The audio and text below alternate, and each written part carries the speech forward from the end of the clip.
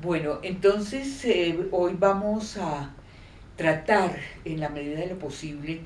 de como sintetizar el pensamiento de Aristóteles, lo cual es dificilísimo porque pues su pensamiento fue vasto, cubrió diferentes ámbitos, la poética, el arte,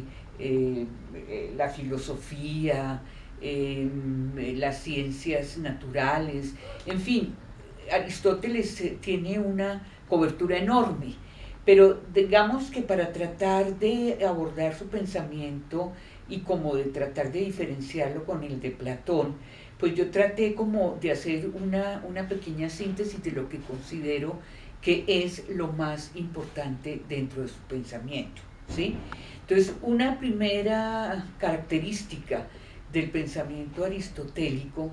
es que es un pensamiento que está muy basado en la observación y en la experimentación de la realidad.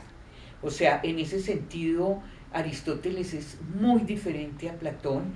Acordémonos que para Platón el conocimiento, el acceso a la verdad y el conocimiento están dados por esta famosa alegoría del mito de la caverna,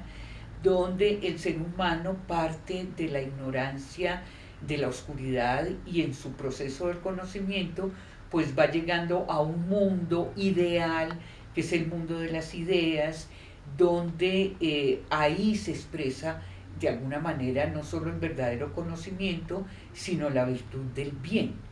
Para Aristóteles realmente el conocimiento del bien está muy referido es a la observación inmediata de la realidad. No comparte Aristóteles esta visión, digámosle, como idílica que Platón establece, sino que para él el entender la búsqueda del origen de las cosas y la causa de las cosas y de los entes vivos, de los seres, es como lo más importante, pero no parte ni de la sensibilidad ni de la imaginación, como vimos que eran eh, este acercamiento que hacía Platón frente a las virtudes de la justicia, del amor, del bien, sino que para Aristóteles la observación de la realidad se hace de una manera casi que inmediata, es la manera como nosotros percibimos una realidad con todos nuestros sentidos. Acordémonos que para Platón realmente para poder acceder al conocimiento hay que ir más allá de los sentidos. Para Aristóteles es todo lo contrario. Son los sentidos los que nos permiten tener una visión mucho más real,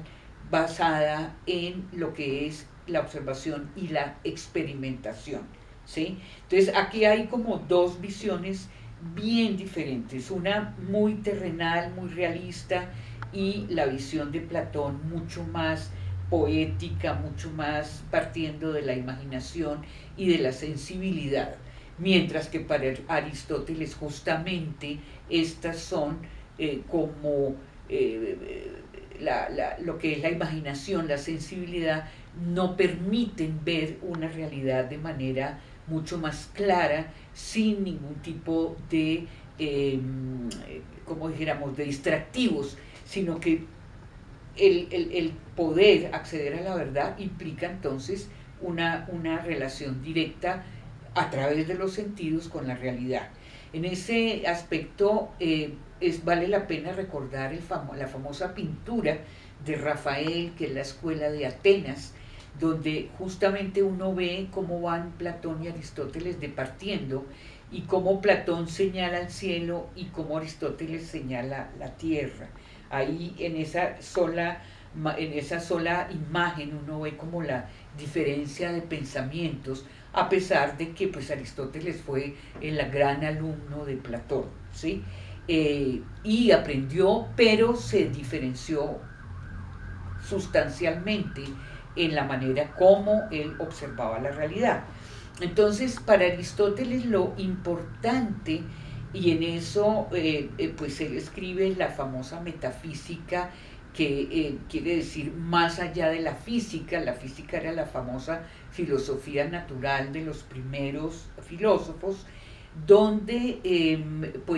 Aristóteles intenta explicar cuáles son las causas de la existencia.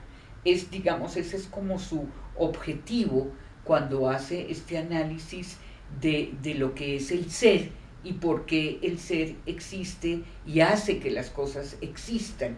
De ahí donde él parte de un concepto que va a trabajar, que es la sustancia, que es la esencia de las cosas y de los seres vivos que existen, ¿sí? Entonces, para Aristóteles, básicamente, lo importante es entender las causas y los orígenes que determinan la existencia. Y en esa medida, él va a hablar como de 4 causas fundamentales.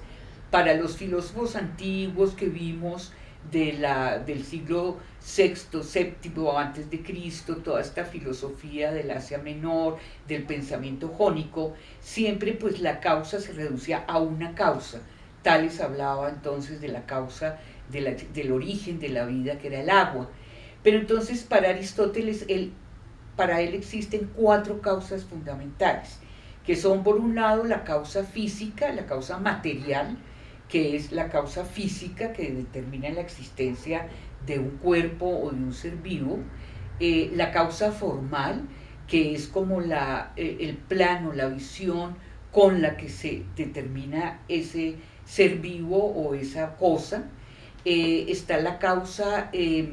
eficiente, que es la que echa a andar, la que genera el movimiento de un ser vivo o de una causa, y la causa final o la causa última, que es la causa donde se establece cuál es el objetivo de la existencia de ese ser o de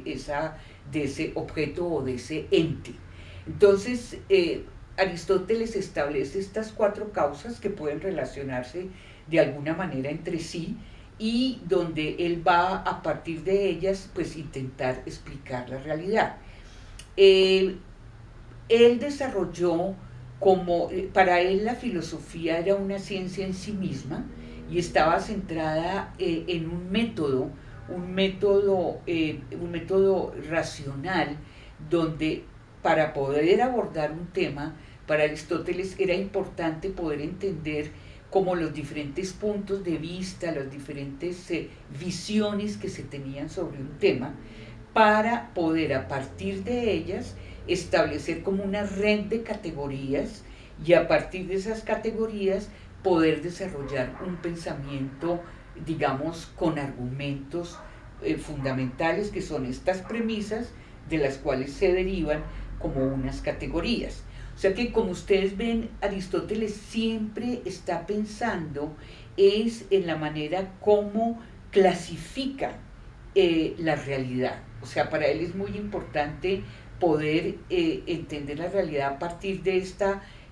mirada que parte de todas las, digamos, visiones más importantes sobre un tema en particular, y cómo a partir de estas visiones él desarrolla estas categorías que le permite hacer una clasificación de los diferentes tipos de ser que existen. Entonces, este pensamiento de Aristóteles es un pensamiento que va a marcar el pensamiento racional occidental de una manera muy fuerte y muy larga, porque duró más o menos 1000 años. Hasta el día de hoy todavía nosotros nos movemos con un pensamiento aristotélico. Por ejemplo, a nivel de la educación, cuando nosotros estamos desarrollando una tesis, nosotros utilizamos un pensamiento aristotélico, que es el que hace que partamos de unos principios básicos a partir de los cuales vamos a establecer un grupo de categorías a partir de la cual establecemos una clasificación sobre el tema que queremos abordar. Entonces, esto fue muy importante para él. Otro aspecto que era bastante, digamos, en el cual él se centró, era en todo lo que era el cambio, el movimiento y la acción. A él le interesaba mucho entender qué era lo que causaba básicamente el movimiento tanto de los fenómenos naturales, de los seres vivos, como de las estrellas y de todo ese mundo que él llama el mundo sublunar, que está más allá de la luna y que es como este universo básicamente que está referido al sistema solar. Entonces, él intentaba entender qué determinaba el movimiento de estos seres y astros que a la vez eran como los que producían cambios en la naturaleza, en la Tierra, y a partir de ahí él establecía como un quinto elemento que era el éter. El éter era si bien era un elemento material y físico, era un elemento que era eterno y que era el que determinaba el movimiento de los cuerpos celestes. Otro punto importante para Aristóteles era todo lo que tenía que ver con el discurso, el lenguaje. Para él el lenguaje era fundamental en la medida en que era lo que hacía, lo que caracterizaba a la especie humana, al ser humano, era el lenguaje. Y para ello él desarrolló pues todo lo que era el estudio de la retórica, ya que los seres humanos pues comparten a través del lenguaje, comparten observaciones o comparten pensamientos, y la retórica era como el arte que tiene el orador de entender cuáles son las pasiones, el patos, y cuáles son las ideas, las costumbres, los valores, el ethos de una comunidad a la cual se está dirigiendo el orador. El tener este conocimiento tanto del patos como del ethos le permitía poder transmitir el pensamiento no solamente de una manera racional, sino de una manera eficaz, es decir, que realmente le llegara a la comunidad que recibía el mensaje de lo que hablaba el orador. Entonces ahí vemos como para él la retórica tiene como esa importancia, ¿no? Basada mucho en lo que es la característica fundamental del ser humano, que es el lenguaje. ¿Qué más podemos decir como en una síntesis de Aristóteles? Para él, el alma, que esto es bien importante, el alma era, digamos, no había una separación entre alma y cuerpo, no había cuerpo sin alma,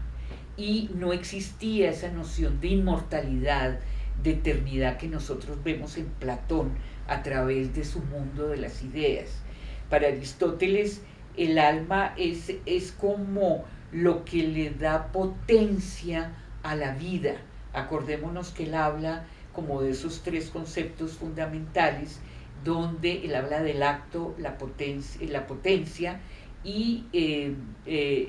básicamente a partir de estos conceptos, pues él está observando cómo en la naturaleza se dan como unas esencias,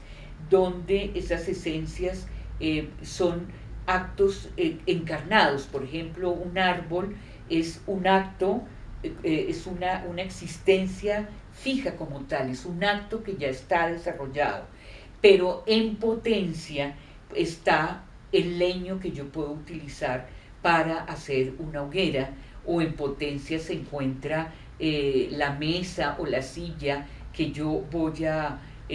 producir con ese árbol, con esa madera que me da el árbol. Entonces, en la realidad existen actos, que es todo lo que está encarnado, y hay también potencia de ese acto, que es todo lo que se puede derivar que nace de esta presencia ya encarnada. Entonces, vemos cómo el alma justamente viene a ser como el acto a partir del cual el cuerpo se constituye como la potencia, pero no hay separación entre alma y cuerpo. Esto es una característica muy importante de Aristóteles. Entonces, bueno, voy a cerrar aquí y continuaremos la próxima vez.